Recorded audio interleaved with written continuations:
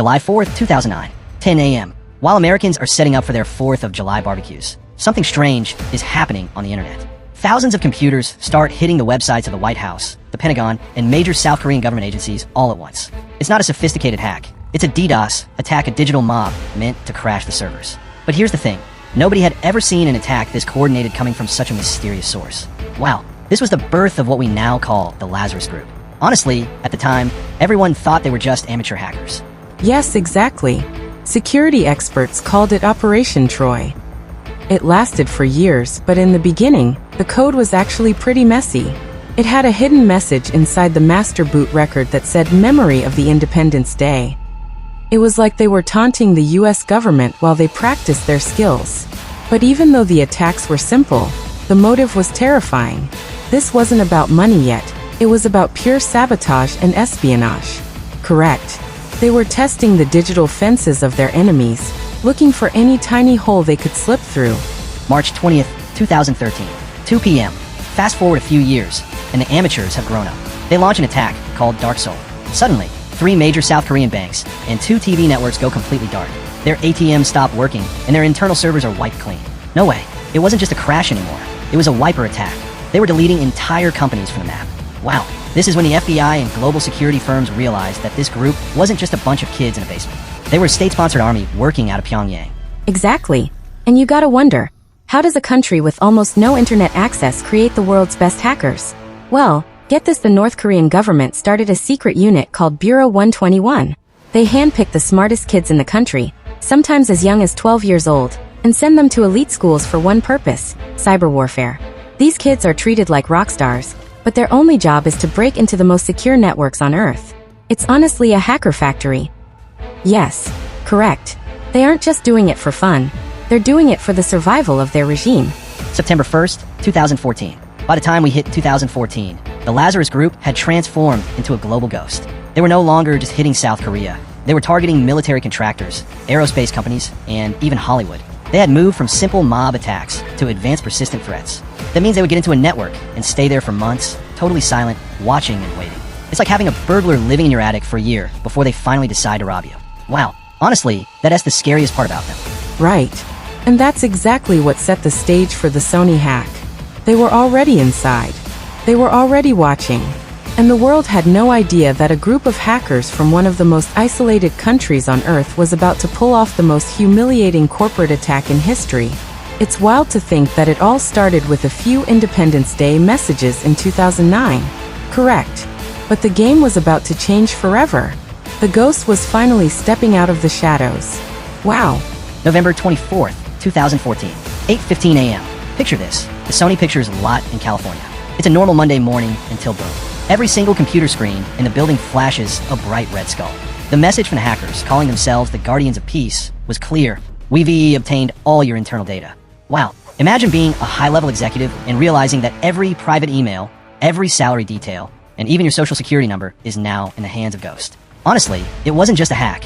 It was a public execution of a brand-S reputation. Yes, exactly. And the reason behind it was just so bizarre. Sony was about to release a movie called The Interview, a comedy about an assassination plot against the North Korean leader. The Lazarus Group had actually warned Sony months before to cancel the film. When Sony ignored them, the hackers didn't just steal data, they used a wiper, malware called Destover. This thing didn't just delete files. It physically overwrote the master boot record of the hard drives. It turned thousands of expensive computers into useless bricks of plastic and metal. Correct. No way to recover, no way to reboot. December 8th, 2014. This is when things got really personal. The hackers started leaking the good stuff. Private emails from the co-chairman, Amy Pascal, were blasted across the internet. We're talking about embarrassing rants about famous actors like Leonardo DiCaprio and Angelina Jolie. It was like the world's most toxic gossip magazine, but every word was true. Wow, the human side of this was devastating. People were afraid to go to work. They were afraid to send a single email. It was a total breakdown of trust within the company. Yes, correct. But get this, the hackers weren't done. They threatened 9/11-style attacks on any movie theater that dared to show the movie. This changed everything. It went from a digital problem to a potential physical terror threat. Major theater chains pulled the movie immediately. Sony actually canceled the release. Wow. For a moment, It looked like a group of hackers had successfully censored the United States. It was a huge win for Pyongyang. Honestly, it proved that you don't need a missile to change a country's behavior. You just need a keyboard and a grudge. December 19th, 2014. The FBI officially steps in and makes a historic announcement. They publicly blame North Korea for the attack. This was a massive deal because the US had never blamed another nation for a cyber attack on a private company like this before. President Obama even went on TV and said, "We will respond." Wow. Suddenly, the Lazarus group wasn't just a group of hackers. They were a national security threat. The digital war was no longer a theory. It was happening in real time on the front pages of every newspaper. Exactly. And the fallout was insane. Sony lost over $35 million just in IT repairs, not to mention the hundreds of millions in lost movie revenue. But the biggest loss was their secrets. Lazarus had shown the world that no one was safe, not even a multi-billion-dollar giant in Hollywood. Correct. But here's the crazy part. While everyone was focused on the movie and the emails, Lazarus was already moving on to their next target. They realized that if they could break a movie studio, they could break a bank. Wow. February 4th, 2016, 8 p.m. We are moving from the glitz of Hollywood to the cold, hard world of global finance. Specifically, the New York Federal Reserve.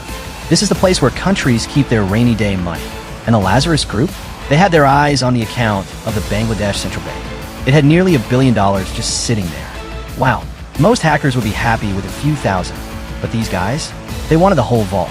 Honestly, it's the most ambitious heist in the history of crime. Yes, exactly.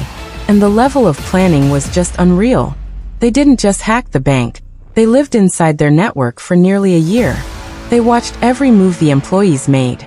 But get this, the smartest thing they did was targeting the printer. See, every time a bank transfer happens, a physical printer spits out a confirmation. The hackers knew that if they moved $1 billion, that printer would be screaming. So they wrote a piece of custom malware just to disable the printer. No paper, no proof. Correct. It's so simple but so genius. February 5th, 2016. This was a Friday in Bangladesh, which is their weekend. The bank was empty. The hackers sent 35 separate requests through the SWIFT network to move $951 million. They were sending it to bank accounts in the Philippines and Sri Lanka. For a few hours, it looked like they had actually pulled off the perfect crime. $1 billion was flying through the air, and nobody in Bangladesh even knew because the printer was broken. Wow, no way. But then the ghost made a human mistake. One of the transfer requests for $20 million was headed to a non-profit in Sri Lanka called the Shalika Foundation. But the hacker typing the request spelled foundation as Foundation.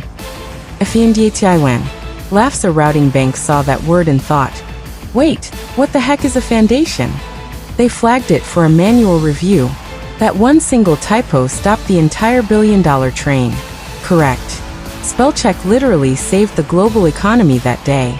Wow, can you imagine the look on their faces? Because that one flag made the New York Fed look at all 35 requests. They realized something was horribly wrong, and they froze $850 million immediately. And this is a big, but $81 million had already cleared. It landed in the Philippines. And man, it didn't stay in the bank for long. They moved it into the casinos of Manila. They turned the cash into chips, played a few rounds of baccarat, and washed the money until it was untraceable. Exactly. By the time the FBI and the Bangladeshi authorities arrived in Manila, the $81 million was gone. It had vanished into the neon lights of the VIP rooms. It was a massive win for Lazarus, but it also put a giant target on their backs. The world now knew that this group wasn't just doing spy stuff for North Korea. They were acting like a digital cartel. And honestly, they were just getting started. Wow. They were about to take this worm technology and turn it into a global plague. May 12th, 2017, 7:44 a.m. This is the day the world stood still. It's the day of WannaCry. This wasn't a heist. It was a kidnapping of the global internet. The Lazarus Group took a stolen NSA tool called Eternal Blue and turned it into a worm. It started in Asia and spread like wildfire. If your computer was connected to the web, you were targeted. Within hours, it hit the UK's National Health Service. Doctors couldn't see patient files. Ambulances were being diverted. It was a total digital blackout. Yes, correct. It was terrifying, man. Over 200,000 computers in 150 countries were encrypted. The screens all turned red with a message. Pay 300 in Bitcoin or lose everything. It hit factories, shipping companies, and even police stations. Wow. But then a 22-year-old kid in England named Marcus Hutchins found a kill switch in the code. He bought a $10 domain name from his bedroom. And just like that, the global attack stopped. A $10 purchase saved the world from a billion-dollar disaster. Absolute legend. March 23rd, 2022, 12 p.m. We're moving into the modern era of the Lazarus Group. And honestly, this is where it gets even crazier. They shifted their focus from banks and movies to the world of cryptocurrency. They realized that stealing digital gold is way easier than stealing physical cash. They targeted something called the Ronin Network, which is a bridge used for the game Axie Infinity. People had millions of dollars in Ethereum locked up in this system. And Lazarus? They found a tiny hole in the code and pulled out $625 million in a single afternoon. Wow, it is officially the biggest crypto heist in human history. Yes, exactly. And get this, the human way they got in was so simple it's almost frustrating. They didn't use some super secret code. They used a fake job offer. They reached out to a senior engineer on LinkedIn and offered him a dream job with a massive salary. They sent him a PDF job description to download. But that PDF was a Trojan horse. Once he opened it, the Lazarus Group was inside the system. They spent weeks just waiting for the right moment to drain every single wallet. Honestly, it's wild how a dream job turned into a $600 million nightmare. Correct. April 14th, 2022, the FBI and the U.S. Treasury Department make a massive announcement. They officially linked the Ronin hack to the Lazarus Group. But this time, it wasn't just about the theft. They realized that North Korea was using this stolen crypto to fund their entire nuclear missile program. Think about that. People playing a video game and losing their savings were accidentally funding a nation's military. Wow, it turned the internet into a literal battlefield for global security. It's not just hacking anymore. It's a way to bypass international sanctions and build weapons. Yes. But the hackers ran into a huge problem. How do you spend $600 million in dirty crypto? Everyone in the world was watching those wallets. So Lazarus started using mixers like Tornado Cash. These are digital blenders that take thousands of transactions and mix them all together so nobody can tell which coin belongs to who. But the US government fought back. They did something they had never done before. They blacklisted the actual smart contract code of the mixer. It was a digital no-fly zone. Wow. Correct. It was a high-speed chase happening entirely on the blockchain. January 1st, 2024. By the time we hit the start of 2024, the Lazarus Group has stolen over $2 billion in cryptocurrency alone. They've become the most successful bank robbers in the history of the world, and they've never even stepped foot inside a bank. They operate out of hotels in China, Russia, and Southeast Asia, always moving, always changing their names. They're a ghost army that never sleeps. And honestly, the scariest part is that they're getting smarter. Every time we build a better wall, they just build a better ladder. Wow, no way. Exactly. And you have to wonder, where does it end? We've seen them hit Hollywood, we've seen them hit the Federal Reserve, and we've seen them cripple hospitals. They have proven that in the 21st century, the most dangerous weapon isn't a bomb, it's a line of code and a clever phishing email. They are the ultimate ghost in the machine. Correct. They've changed the rules of war, the rules of money, and the rules of the internet itself. Wow. It's a long, dark history, and honestly, they're probably typing the code for their next big hit right now. Size, it really puts things into perspective, doesn't it?